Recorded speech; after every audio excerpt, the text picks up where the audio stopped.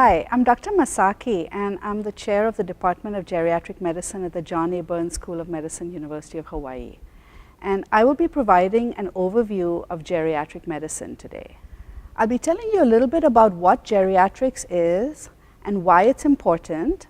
I'll give you some statistics about aging in the United States and in the state of Hawaii, and also talk about why the care of the elderly is different. So people will ask me what geriatrics is, and what I tell them is there's no one standard definition. If you look at this slide, on the left is Mr. Yogi. He was in the newspaper in Hawaii, and he was featured because he had the longevity gene. He was a marathon runner. Both his parents lived to extreme old age, and he was still running regularly at the age of 89 and in extremely good health.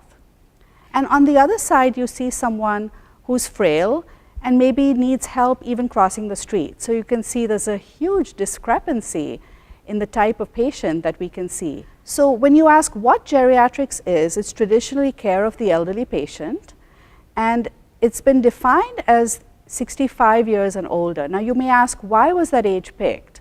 Well, that's because traditionally both Social Security and later Medicare defined this as old age.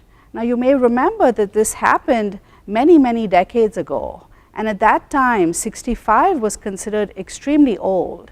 Now of course we know many of our population live to that age, but at that time it was considered if you live to the extreme old age of 65, that will be your reward for making it, is to get Social Security.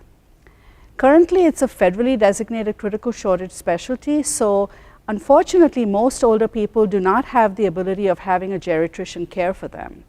And most of geriatrics is currently consultations and taking care of the very frail elderly. Next, I'll talk about why geriatrics is important. If you look at United States life expectancy, in 1900, the average life expectancy for men was 47 years, and for women was 50 years. Now, that might scare some of you in the audience. It certainly scared me when I first saw it. But fortunately, things changed a lot over the next 100 years. If you look at the figures from 2010, now the life expectancy in men is over 75, and in women is over 80 years. And you can see, if you look into the future decades, it's expected that this will continue to increase. So most of us have a very long life ahead of us. This slide shows the average US life expectancy at birth, which is what I already showed you before, but it also shows you that at the age of 65 and even at the age of 85, people can still expect to have a long life ahead of them. So if you look at 65 and over, somebody who's reached the age of 65, they have an average life expectancy of over 20 years more. And even at the age of 85, people can live several more years and still be very functional as well. So this slide gives you the trajectory of the aging population, starting at 1900 and going all the way to the present time and even into the future.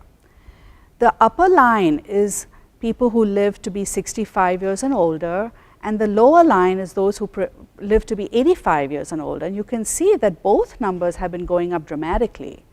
Now for the 65 and older in particular, you see this, the curve really gets steeper. And that's really started just a few years ago, and that's when the baby boomers started reaching the age of 65. That's going to continue for the next almost 20 years before it slows down again. So we have this huge incoming wave of older people in this country, and actually the same trend is happening in the rest of the world as well.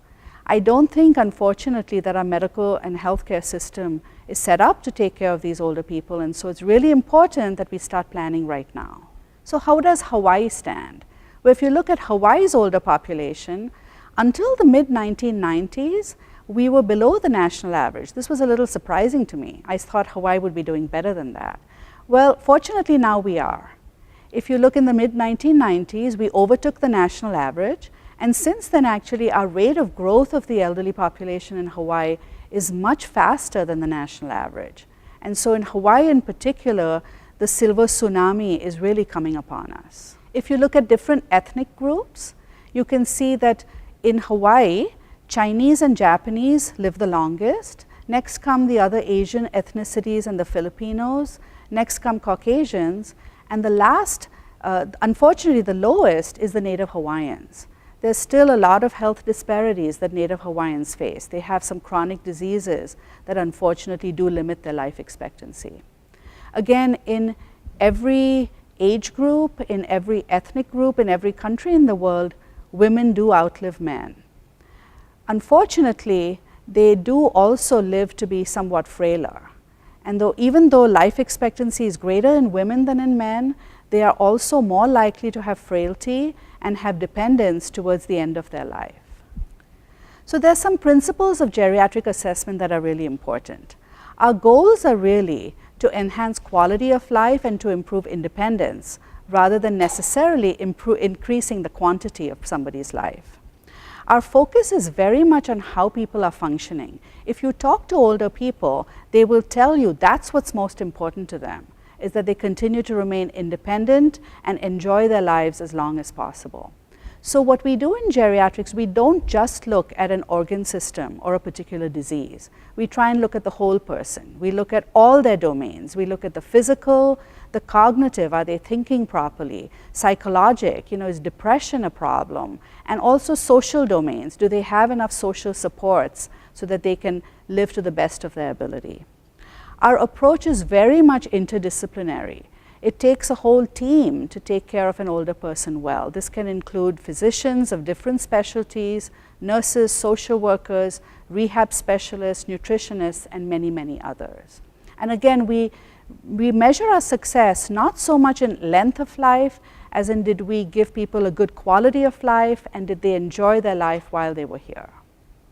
So our approach is on the whole person, not on a particular organ system. We really try to enhance independence. We try to provide preventive care. Did people get their flu shots? Did they do other things that can keep them healthy? Are they exercising? Are they eating right? Those kinds of things. We also like to have rehabilitation very early. If somebody has an injury or an accident or anything like that, we want to get them up and about and moving as quickly as possible safely. And then also, towards the end of the life, we want to provide palliative or comfort care to make the ending as smooth as possible. So I'll end with just saying, please avoid stereotyping people. On this slide on the left, you have a lady who can perform gymnastics into extreme old age, things that I could never have done even when I was younger. And on the right, you have someone who's in a wheelchair and cannot take care of themselves. So you see both extremes in the elderly, and we all hope to be one of the lucky ones who has a good quality of life. I'll end with a mahalo and give you some references in case you want some more resources. Thank you very much for your attention.